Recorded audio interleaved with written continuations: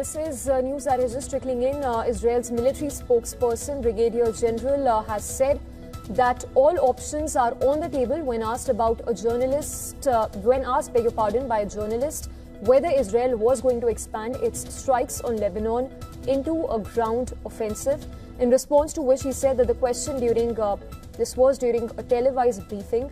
He said, and I quote that statement, "We are operating in Lebanon as well in order to remove a significant threat. All options are on the table. We will act to disarm Hezbollah."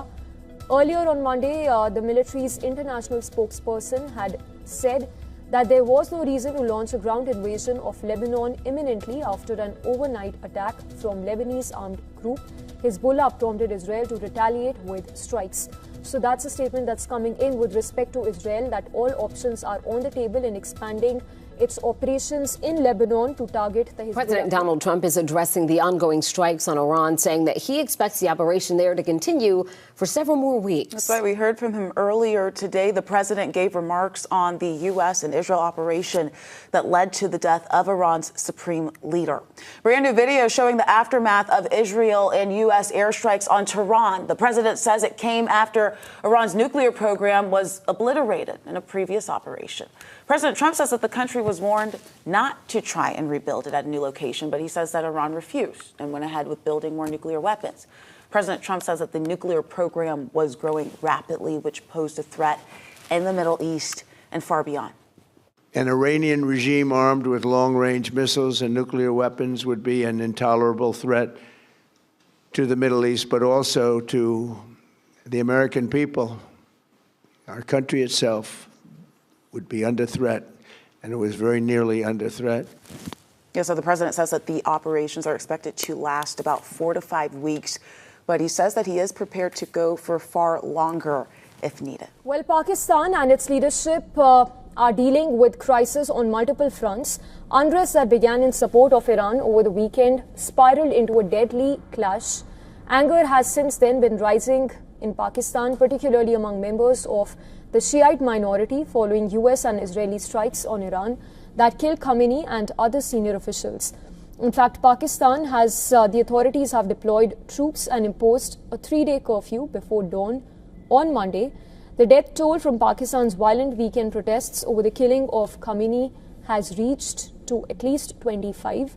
The demonstrations against the death of Ayatollah Ali Khamenei erupted in several major Pakistani cities, which included US Embassy in Karachi, where hundreds of protesters attempted to storm American diplomatic building and clashed with police.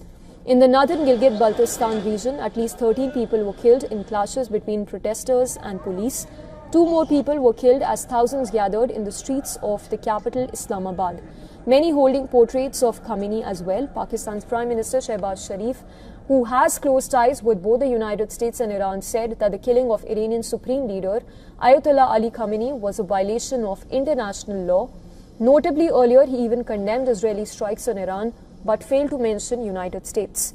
Well, Sunday's unrest came amid ongoing cross-border fighting between Pakistan and Afghanistan, which began last week after Afghanistan had launched attacks in retaliation for Pakistani airstrikes.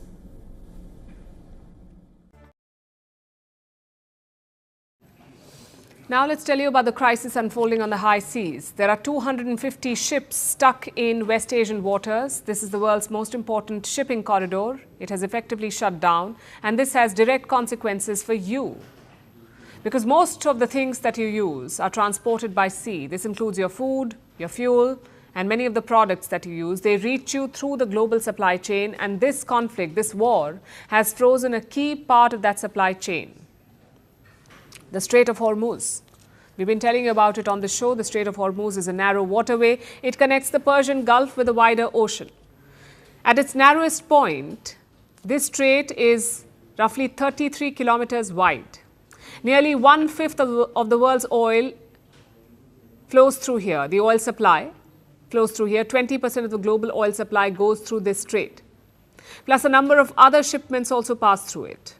Now, Iran virtually controls this waterway. It sits on the northern shore of the Strait of Hormuz. So if Iran wants, it can close the shipping route. Officially, Iran has not done that yet. But for all practical purposes, the Strait of Hormuz is shut. ships are not moving through it because it's too risky. As of yesterday, at least 150 tankers were stuck in the Gulf waters. They were clustered off the coast of 3 countries, Iraq, Saudi Arabia and Qatar. These vessels are not in distress. They're just waiting and watching. They're not sure if it's safe to move just yet. In addition to these ships, another 100 tankers are stuck. They're anchored outside the Strait of Hormuz and along the coastlines of the UAE and Oman. So in total, there are 250 ships parked in these waters. It's not clear when they can move. Now look at what they're loaded with. There are tankers which move oil and LNG supplies, and there are container ships which carry goods for everyday use, including electronics, auto parts, food and consumer products. The owners of these vessels do not want to take a chance, which is why they are waiting. Some of them have begun rerouting. They're taking a different route. They're trying to avoid the troubled waters of West Asia. But that too is a problem because a route change means delays in delivery. More significantly, it means higher costs because now the ships will be taking longer routes. What's worse, insurers are cancelling contracts. As you may know, ships go with an insurance policy. They cannot travel without it. The insurance protects the goods that they're carrying from potential losses. But due to the current uncertainty, some insurers have refused to extend policies. Plus, the cost of insurance is rising because now there is more risk in moving goods. Consider a scenario. Say there is a $100 million vessel. Earlier, the insurance cost for the ship was $250,000 per voyage. The new cost is expected to be around $375,000 per voyage. That's an increase of more than 30%. And who will pay for this increase? The consumers, people like you and me. Shipping companies pass the extra cost to traders, traders pass it on to distributors, and so it goes on the chain. And in the end, it lands with the consumer at the checkout counter. This is not an unprecedented situation. The Strait of Hormuz has been under threat before. In 2019, tankers were attacked there, ships were seized, insurance premiums spiked. But the market recovered relatively quickly. This time, the scale of the disruption is quite different because this is not one single incident. This is a full suspension of movement. It involves hundreds of vessels and it's happening simultaneously. Also, there is no visibility on how long it may last. If the fighting stops, the ships will start moving again. But if the conflict drags on, the crisis will reach your petrol pumps and supermarkets, and eventually you will end up paying for the war in West Asia. That's what you know, Mr. Secretary, the administration knows about the strike on a building in southern Iran. The Iranians are saying that the school reported large numbers of civilians, including children, killed. Yeah, I've seen those reports. I would refer you, not because I'm not trying to answer your question, but I don't want to get it wrong. The Department of War would be investigating that if that was our strike, and I would refer your question to them, and I'll make sure they're aware that you have that question. But we'd like to know. Well, clearly, the United States would not deliberately target a school. Our objectives are missiles, both the ability to manufacture them and the ability to launch them, and the one-way attract drones. That would be our focus, and that's what we would be focused on. We would have no interest and, frankly, no incentive to target civilian infrastructure.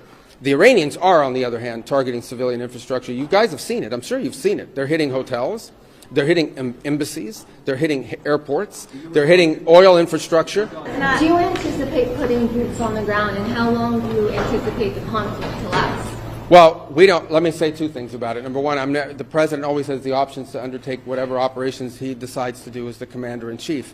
That said, we believe the objective that we have set for this mission, which is the destruction of their ballistic missile capabilities, both launch capability and manufacturing, can be achieved without ground forces.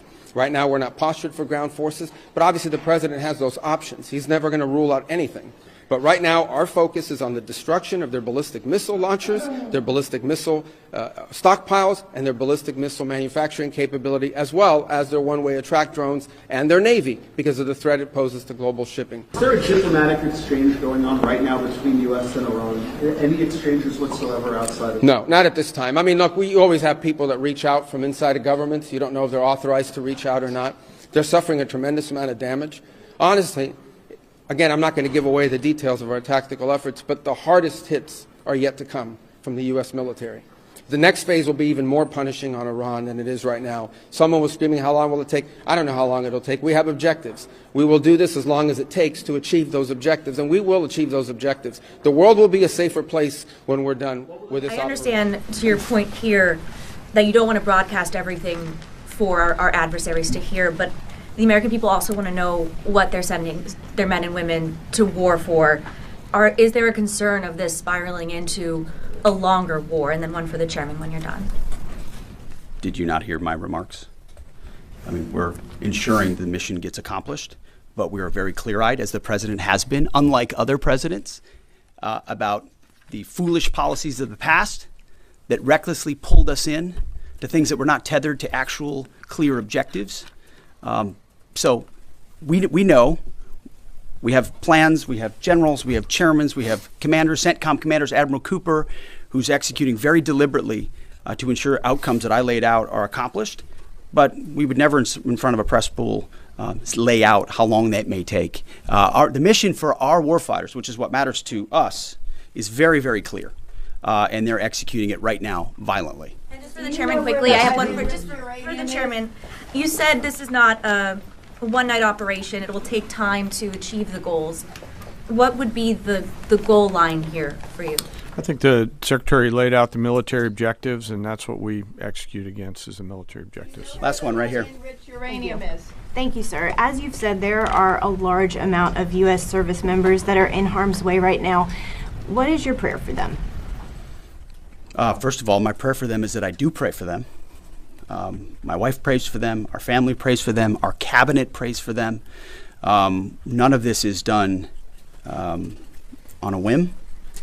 Having been in their boots, having been in their shoes, having been in their flight suits, I know we think about them with every decision that we make and every recommendation that we make to the President of the United States. Those recommendations are made prayerfully. And when I pray every day for them and for this mission, I pray simply for the biblical wisdom to see what is right and the courage to do it. It's going to take courage to follow through on this. There's going to be a lot of noise, and we pray for that, and we hope all of you do too.